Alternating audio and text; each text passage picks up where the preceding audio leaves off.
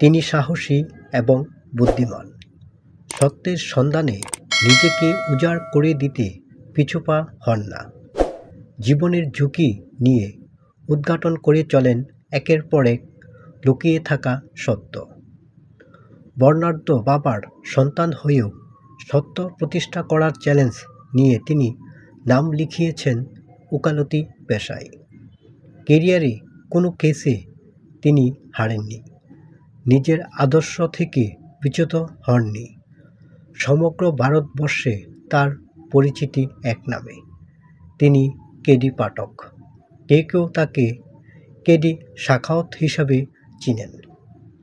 একদম ঠিক তাই। ভারতের জনপ্রিয় সিরিয়াল আদালত এর মূল চরিত্র উকিল কেডি পাঠকের কথাই বলা হচ্ছে।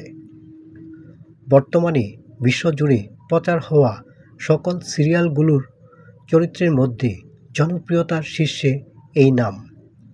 হিন্দি ও বাংলা ভাষার প্রচার হওয়া এই সিরিয়ালটি শুধু ভারতেই নয়, দারুণ জনপ্রিয় বাংলাদেশে, পাকিস্তান সহ বিশ্বের ছড়িয়ে থাকা হিন্দি ও বাংলা ভাষার দর্শকদের কাছে।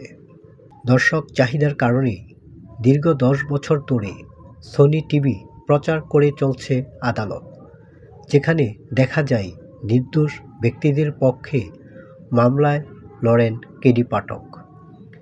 কেডি পাঠক কেবলমাত্র তার মক্কেলের জন্যই লড়েন না, বরং ন্যায্য বিচার প্রতিষ্ঠার জন্য সংগ্রাম করেন।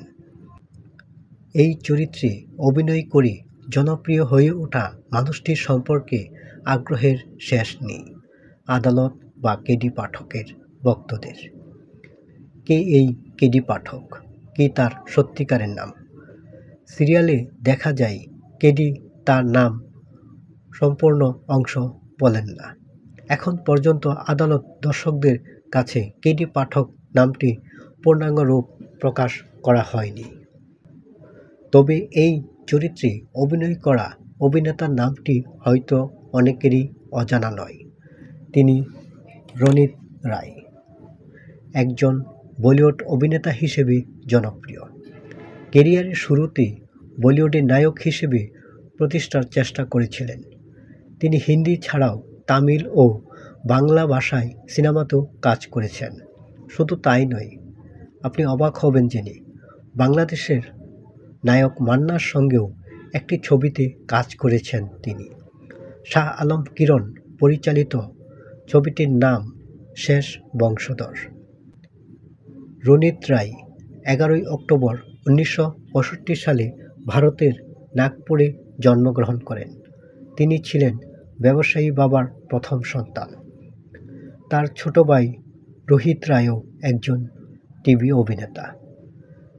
তার বাল্যকাল আহমেদাবাদ ও গুজরাটে কেটেছে। শুধু জনপ্রিয়তাতেই নয়, কেডি পাঠক চরিত্রটি দিয়ে পারিশ্রমিকের দিক থেকেও রেকর্ড করে চলেছেন রণহিত রায়। ভারতের গণমাধ্যমগুলো বলছে, রণহিত আদালতের জন্য প্রতিদিন শুটিংয়ের পারিশ্রমিক নেন প্রায় 1.5 লক্ষ টাকা।